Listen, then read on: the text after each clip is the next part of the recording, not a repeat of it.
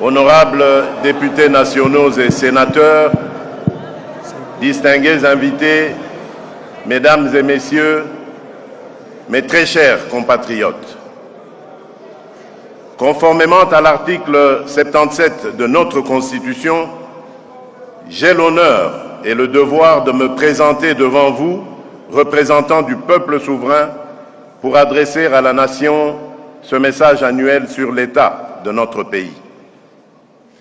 Le 20 janvier 2024, au moment où je renouvelais devant la nation le serment de servir la République démocratique du Congo pour un second mandat, j'ai soumis mon quinquennat au respect de 6 engagements fondamentaux devant notre peuple. Depuis, c'est à la lumière des 10 engagements que se conçoivent jour après jour les orientations majeures de l'action de l'État. C'est donc en toute solennité et pleinement conscient de cette continuité que je m'adresse à vous aujourd'hui pour dresser le bilan de l'année 2025. Cet exercice n'est pas une simple formalité institutionnelle pour moi. C'est un rendez-vous de vérité, de redevabilité et d'espérance. Vérité sur ce que nous avons traversé, vérité sur ce que nous avons accompli, vérité sur ce qui reste à accomplir.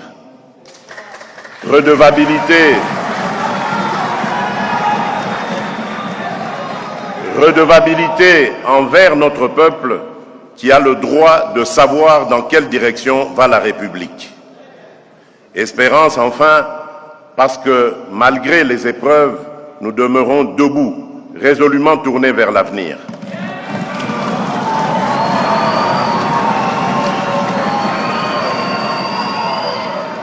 Mes très chers compatriotes, loin d'être une parenthèse dans notre histoire récente, l'année 2025 aura vu l'Est de notre pays plonger dans l'une des périodes les plus sombres de ces dernières décennies. Dès les premiers mois, la coalition AFC M23, bénéficiant du soutien direct de l'armée rwandaise, a déclenché une nouvelle offensive d'envergure, s'emparant notamment de Goma et de Bukavu et étendant son emprise de terreur sur de vastes portions des provinces du Nord et du Sud Kivu. Cette surenchère militaire s'inscrivait dans une logique bien connue, une entreprise organisée de prédation de nos ressources naturelles et de déstabilisation de nos institutions, qui s'est d'ailleurs accompagnée de violations graves et systématiques des droits humains, exécutions sommaires des civils innocents, violences sexuelles érigées en méthode de combat et déplacements forcés de communautés entières arrachées à leurs terres.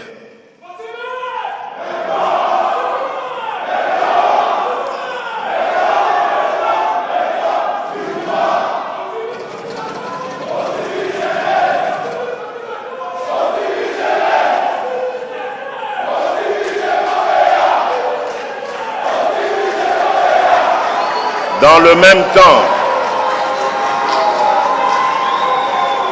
le même temps, d'autres groupes armés ont contribué de répandre la mort et la désolation, en particulier en Ituri, où nos compatriotes demeurent prisonniers d'un cycle de violence attisé par des milices locales et étrangères. Qu'on ne s'y trompe pas, nous ne sommes ni face à un simple conflit communautaire, ni devant une rébellion interne de plus. Il s'agit d'une guerre d'agression par procuration visant à contester notre souveraineté sur un espace hautement stratégique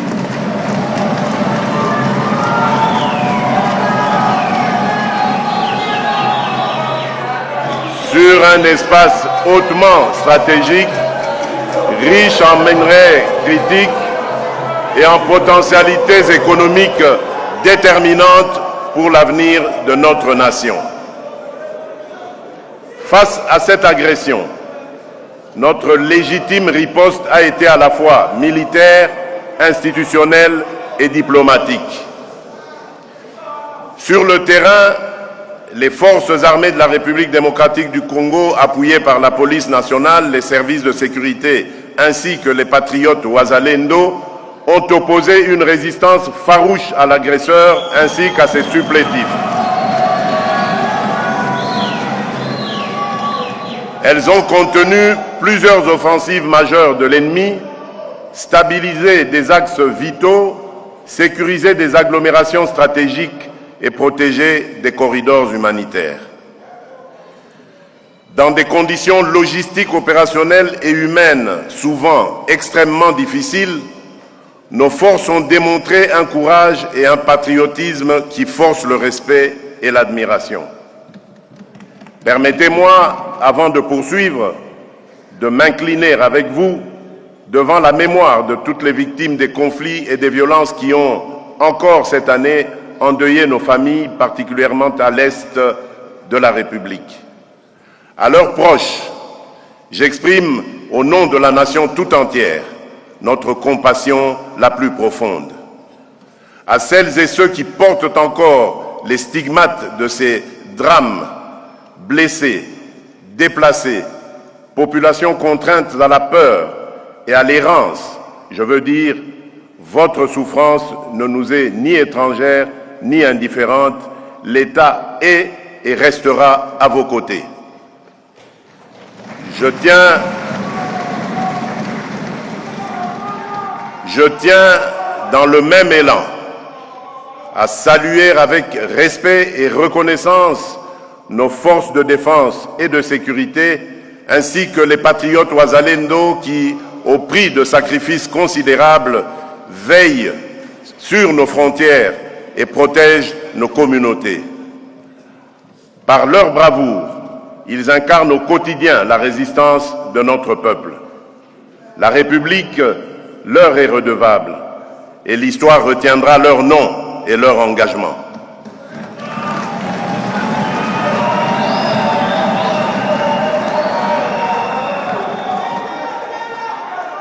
En leur honneur, je vous invite à vous lever et à observer un moment de recueillement.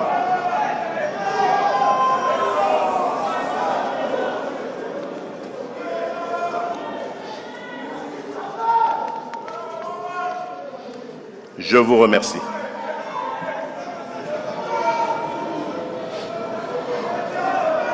Mes très chers compatriotes, tenant compte à chaque fois de la dynamique changeante du théâtre des opérations, j'ai engagé une reconfiguration en profondeur de notre dispositif de défense avec la réorganisation de certains commandements opérationnels, le redéploiement de moyens sur les fronts prioritaires, le renforcement du renseignement et une lutte résolue contre les réseaux de contrebande qui financent la guerre. Ces efforts s'accompagnent d'une réforme structurelle du secteur de la sécurité destinée à professionnaliser davantage l'armée, améliorer la condition du soldat, renforcer la discipline et prévenir toute forme d'abus contre les civils.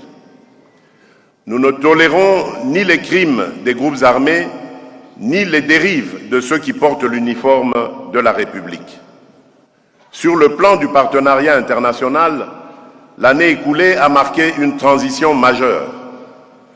Conformément à la demande que nous avions formulée et au plan de désengagement adopté par le Conseil de sécurité des Nations Unies, la MONUSCO a mis fin à ses opérations au Sud Kivu en 2024, recentrant progressivement son mandat sur le Nord Kivu et l'Ituri, avant de marquer une pause dans le retrait pour permettre une réévaluation de la situation sur le terrain. Parallèlement, la mission de la Communauté de développement de l'Afrique australe, la SADC, en République démocratique du Congo, déployée à la fin de l'année 2023 pour appuyer la stabilisation de l'Est, a achevé son mandat en mars 2025, confirmant, s'il en était besoin, que nul dispositif externe ne peut se substituer durablement à la responsabilité première de l'État congolais dans la protection de son territoire et de sa population. Ces évolutions ne traduisent aucun repli sur soi. Elles marquent plutôt un choix assumé celui de passer d'une logique d'assistance sans horizon à une souveraineté renforcée, en consolidant nos capacités nationales et en coopérant avec nos partenaires dans le plein respect de notre Constitution et de nos lois. Sur le front diplomatique, la République démocratique du Congo n'a cessé de porter avec constance la vérité de ce qui se passe à l'est de notre pays. Cette démarche a trouvé un écho favorable au sein de l'Union africaine. Par la voix de son Conseil de paix et de sécurité, l'organisation continentale a dénoncé sans équivoque les exactions de l'AFC M23, des ADF, des FDLR et d'autres groupes armés et a réaffirmé l'exigence du retrait immédiat de toutes les forces étrangères présentes sur notre territoire sans l'accord des autorités légitimes de la République.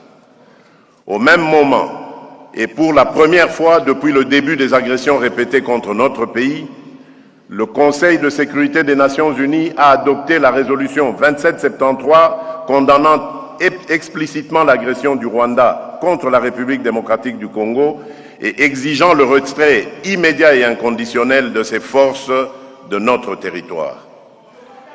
C'est dans ce contexte et avec le sens des responsabilités que commande l'intérêt supérieur de la nation que nous avons engagé deux séquences diplomatiques exigeantes.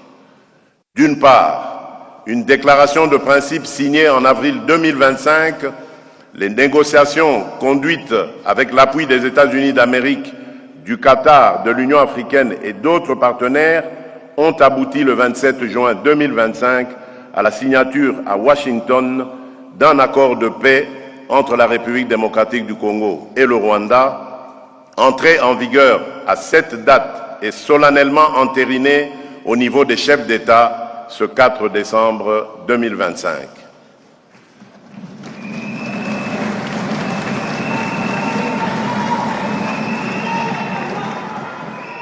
Adossé à la résolution 2773, cet accord entérine le retrait des troupes rwandaises de notre territoire, le démantèlement des groupes armés étrangers, y compris les FDLR, la mise en place d'un mécanisme conjoint de sécurité chargé de superviser l'exécution, ainsi qu'un cadre d'intégration économique régionale qui ne saurait être mis en application qu'à la condition sine qua non que la sécurité et la souveraineté de la République démocratique du Congo soient pleinement garanties.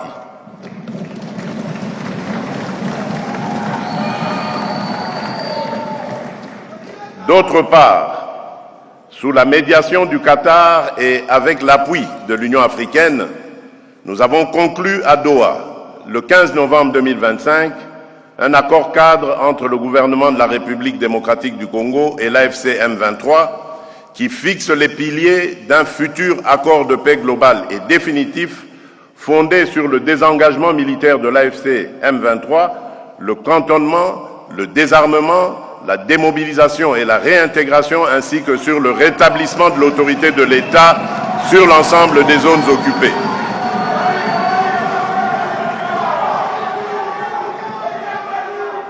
Permettez-moi d'être parfaitement clair. Ces accords ne consacrent aucune forme de partage de notre souveraineté.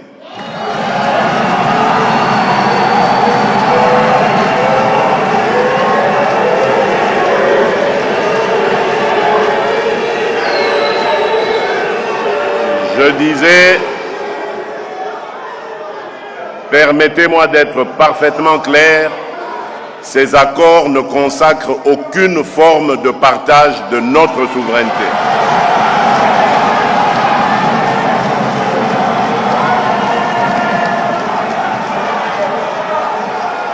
Ils ne valident ni les prétentions territoriales de qui que ce soit, ni la mise sous tutelle de nos ressources.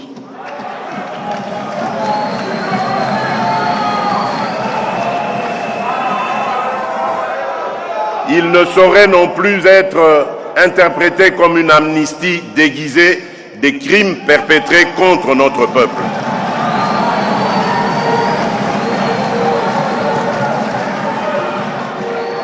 la justice suivra son cours avec rigueur, jusqu'au bout et sans complaisance, afin d'honorer la mémoire de celles et ceux injustement tombés du fait de cette agression.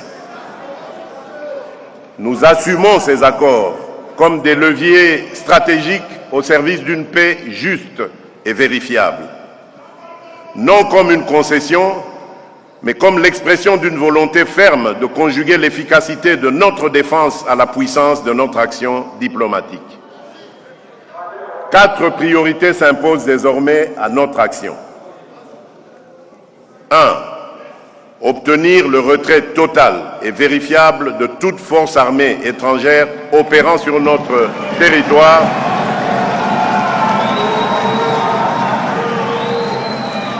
qu'elle soit officielle ou dissimulée derrière des groupes relais. 2. Couper les circuits financiers et logistiques de la violence en éradiquant l'exploitation illicite de l'or, du coltan, du cobalt et d'autres ressources,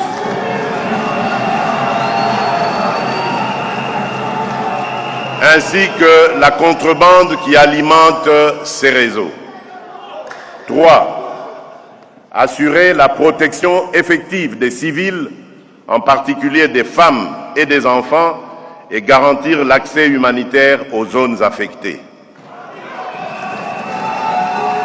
Et enfin, 4e priorité, ancrer la paix dans la durée, en combinant fermeté sécuritaire, relance du développement local et démarche de réconciliation au plus près des réalités de chaque communauté. Malgré notre bonne foi et l'accord récemment entériné, force est de constater que le Rwanda viole déjà ses engagements. Au lendemain même de la signature des unités des forces de défense du Rwanda, ont conduit et appuyé des attaques à l'arme lourde tirées depuis la ville rwandaise de Bugarama, provoquant de lourds dégâts humains et matériels, notamment dans les localités de Kaziba, Katogota et Lubarika au sud Kivu, rompant ainsi le cessez-le-feu. D'ailleurs, ces faits s'inscrivent dans une réalité établie de longue date par les Nations Unies.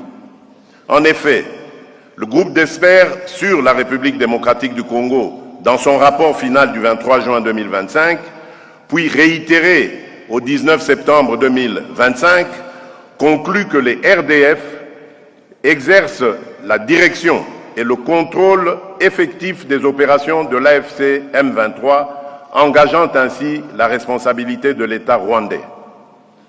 Fidèle à la parole donnée et aux mécanismes de vérification convenus avec nos partenaires, la République démocratique du Congo n'esquivera jamais sa responsabilité de protéger ses populations partout où elles sont menacées. Elle privilégiera la voie diplomatique, mais ne renonce ni à sa souveraineté ni à la sécurité de ses citoyens. Comme je l'ai rappelé lors de la cérémonie de signature de la déclaration conjointe entérinant les accords de Washington pour la paix et la prospérité, je reste convaincu que ce tournant diplomatique ouvre un chemin nouveau, exigeant certes, parfois difficile, mais un chemin où la paix est à nouveau à portée de main. La République démocratique du Congo, comme je m'y suis engagé, y prendra toute sa part, avec dignité et constance, aux côtés de ses partenaires. Mais nous resterons vigilants, sans être pessimistes, lucides, mais résolument optimistes. En définitive, la paix véritable ne viendra ni du seul rapport de force militaire, ni des seules signatures diplomatiques. Elle prendra corps dans le quotidien retrouvé, l'État qui revient avec l'école et les centres de santé, les routes qui s'ouvrent à nouveau, les marchés qui reprennent vie, les entreprises locales qui redémarrent et une jeunesse à qui l'on offre des perspectives d'emploi et d'avenir.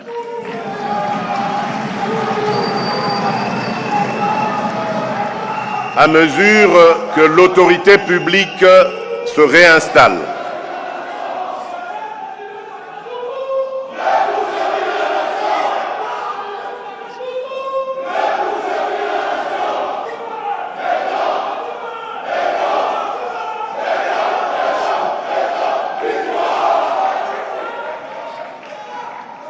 À mesure que l'autorité publique se réinstalle, notre cap est sans équivoque.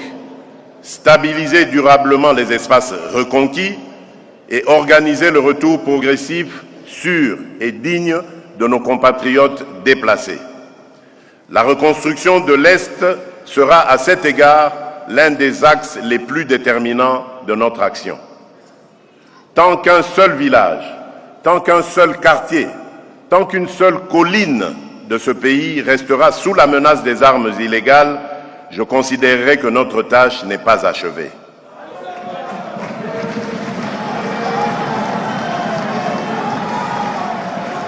Mes très chers compatriotes, aux défis sécuritaires sus-évoqués s'ajoute la montée préoccupante du banditisme urbain. À Kinshasa, comme dans nombre de nos villes, des bandes de délinquants, les Kuluna, sèment panique et désolation. Ils violent, agressent, extorquent, blessent et parfois tuent des innocents. Face à cette menace, l'État n'a été ni immobile ni spectateur. L'opération Ndobo a été intensifiée dans 10 provinces pour démanteler les bandes violentes qui empoisonnent le quotidien de nos concitoyens.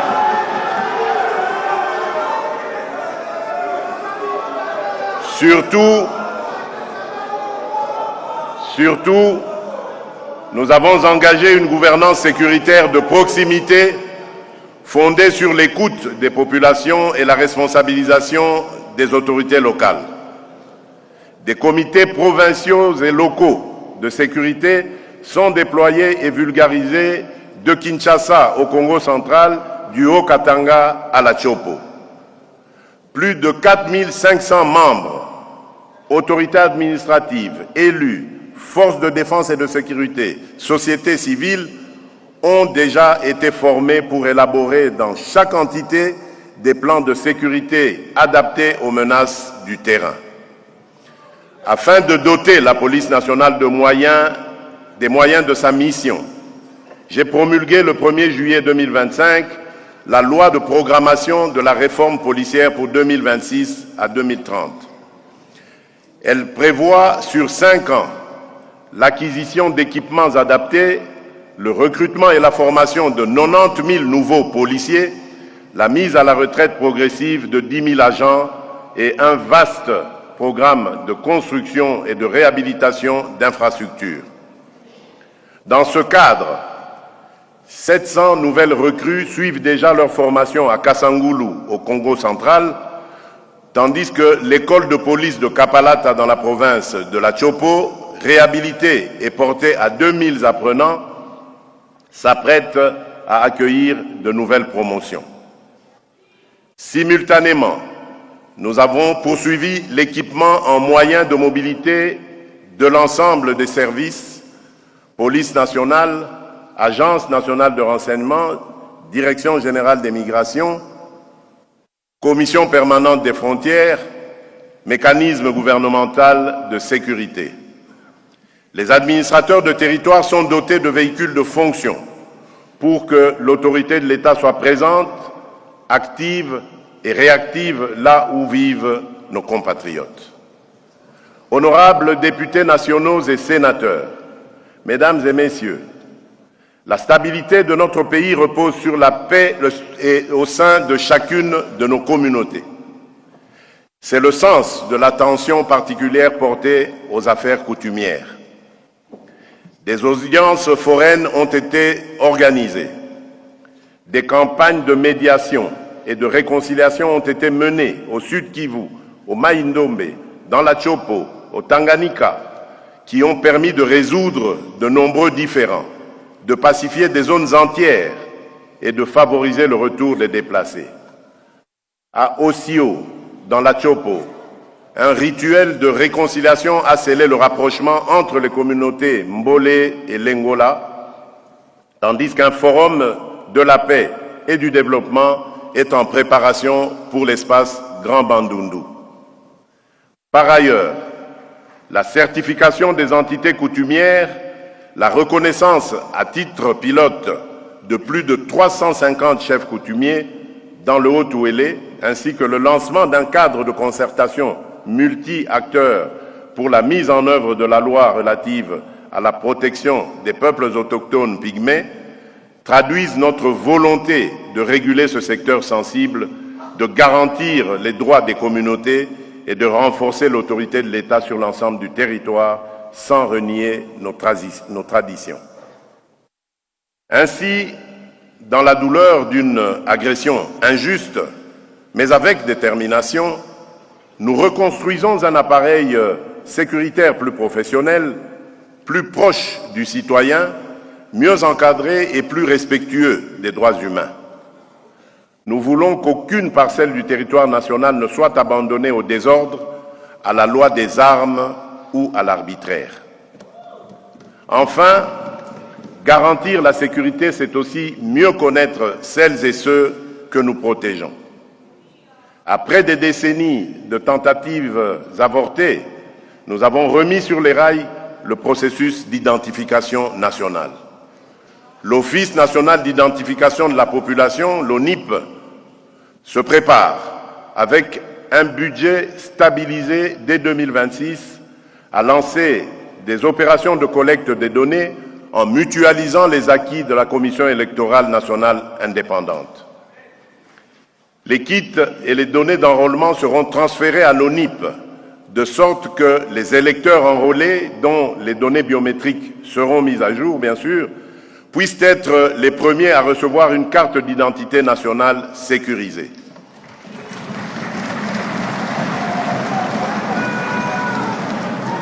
Honorable Président de l'Assemblée nationale, Honorable Président du Sénat, honorables députés nationaux et sénateurs, distingués invités, Mesdames et Messieurs, mes très chers compatriotes, la paix ne se défend pas seulement sur nos collines et nos frontières, elle se défend aussi dans les salles de négociation, dans les organisations internationales et au cœur des grandes décisions qui structurent le monde.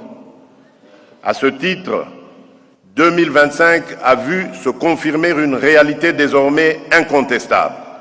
La voix de la République démocratique du Congo compte à nouveau dans le concert des nations.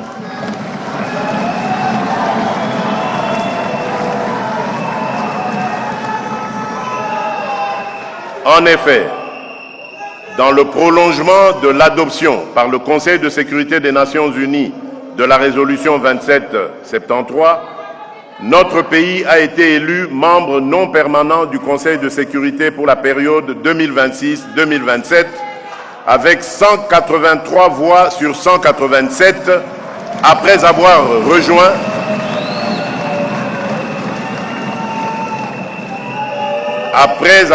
rejoint quelques mois auparavant le Conseil des droits de l'homme à Genève et accéder à la vice-présidence de la 80e session de l'Assemblée générale des Nations unies. Au plan régional, la République démocratique du Congo a pris en novembre 2025 la présidence de la Conférence internationale sur la région des Grands Lacs, la CIRGL. À l'issue du 9e sommet ordinaire tenu ici même à Kinshasa avec pour mandat de relancer la mise en œuvre du cadre de paix, de sécurité et de coopération pour notre pays et pour la région. Ces responsabilités attestent que la République démocratique du Congo s'affirme désormais comme une puissance d'influence et de proposition. Bienvenue sur Lingala News Vérité na Vérité Contact, nous sommes là.